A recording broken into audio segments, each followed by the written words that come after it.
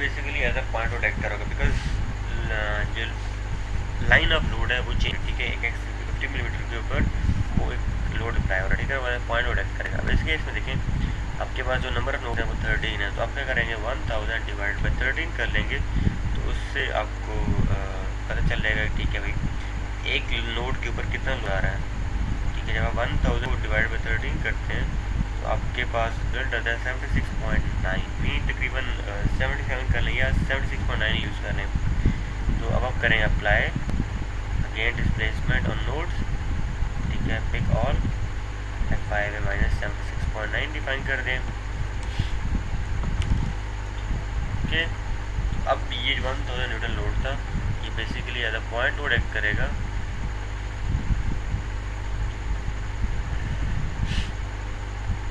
ये देखें आप दोनों फिक्स हैं, बिल्कुल सेंटर में 1000 न्यूटन लोड का है, ठीक है। इसको सॉल्व करेंगे कि तो पॉइंट लोड का बिहेवियर यहाँ पे मिल रहा होगा। अब लेट्स सपोज आपके पास कोई ज्योमेट्री है बहुत कम्प्लेक्स किस्म की, आपने उसको एनालाइज करना है, जैसे कि ये टैंकी है, इसके कोई पार्ट है, इसका हल होगा, इसका टर्रेट होगा, कोई दूसरा पार्ट है, इसको एनालाइज करना चाहते हैं, तो it would be very difficult for you कि आप उसको मॉडल करें एनसिस के अंदर, because Ansys is very poor modeller, ठीक है, इसके कुछ अच्छे फीचर्स नहीं है मॉडलिंग के। तो उसके लिए आप क्या करते हैं, आप किसी भी दूसरे सॉफ्टवेयर के अंदर, चाहे वो प्रोई है, ऑटोकैड है, कार्टिया है या सॉलिडवर्क्स है, ठीक है, उसके अंदर मॉडलिंग करते हैं और उसको यहाँ पे इंपोर्ट कर लेते हैं। अब इंपोर्ट करने का प्रोसीजर और वहाँ पे सेव करने का प्रोसीजर मैं आपको बताता हूँ।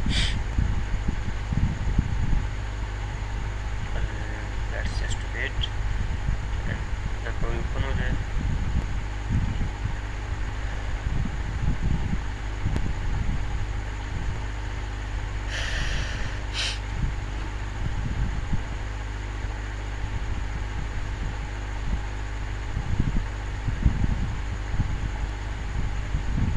आपके पास स्ट्रक्चर है, इसको एनालाइज करना है, ठीक है यार, बिल्कुल सॉल्व ये सिंपल सा और करता हूँ।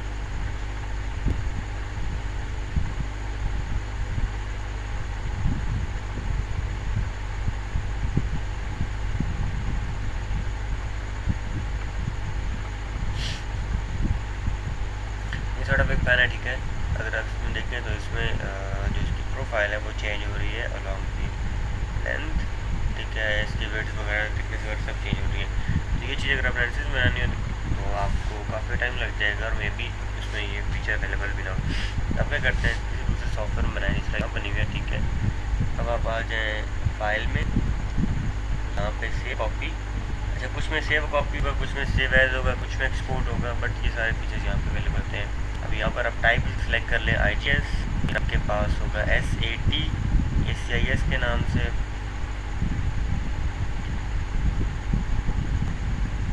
आपका कार्डियो वर्जन भी डिफरेंट है यहाँ पर, ACIS भी होगा, ये रहा ACIS फाइल डॉट SAT, ठीक है, जिस फॉरवर्ड वर्जन सेव करना चाहें कर लें, ठीक है। अगर आप नहीं भी करना चाहते हैं तो एनसिस प्रो के लिए डायरेक्ट एक्सटेंशन थी। अब इस फाइल का नेम है फैन, ठीक है, इसको मैं वहाँ इम्पोर्ट कराने लगा हूँ एनसिस में। लेट्स सपोज मैंने प्रो में बनाई है, ठीक है, प्रो में जो मॉडल बनाते हैं उसको डायरेक्टली भी वहाँ इम्पोर्ट कर सकते हैं, बाकी के लिए नहीं, लेकिन इसके लिए कर सकते हैं। अब फाइल में आगे न्यू करें, नो इन्फॉर्मेशन, ओके।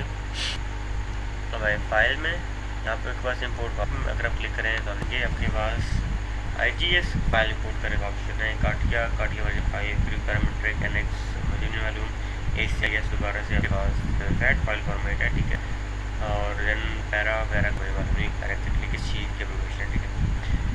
मैं क्रू पैरामीट्रिक्स ला रहा हूँ। क्रू पैरामीट्रिक बेसिकली प्रोई का नया नाम है, पहले प्रोई कहा जाता था, आप उसको पैरामीट्रिक बोलते हैं। सेम सॉफ्टवेयर ऑफिशियल रीनेम हो चुके हैं।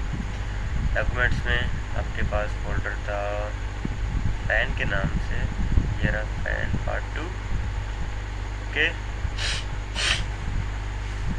अच्छा भाई यहाँ पे इम्पोर्ट हो जाएगा, जब इम्पोर्ट हो जाएगा फिर आप इसको इसी तरह से चाहे तो एरियल के थ्रू मैश कर लें, कॉलम के थ्रू कर लें, मैश करके आप लोड अप्लाई करेंगे, जब सॉल्व कर लें, ठीक है। लेकिन एक चीज़ आप खुद याद रखनी पड़ेगी कि इसके अंदर यूनिट्स अवेलेबल नहीं होते हैं। यूनिट्स आप खुद से याद रखने पड़ते हैं, आप किन यूनिट्स में चल रहे हैं, किन उपकरणों की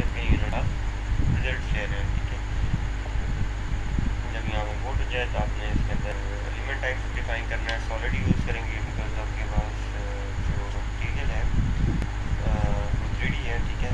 और उसके सॉलिड के पीछे 8 नोड यूज़ करें, ब्रेक 8 नोड पहले, ब्रेक 18 नोड 20 नोड यूज़ करें, ठीक है। लेकिन इसके ऊपर ब्रेक ही इस्तेमाल होगा।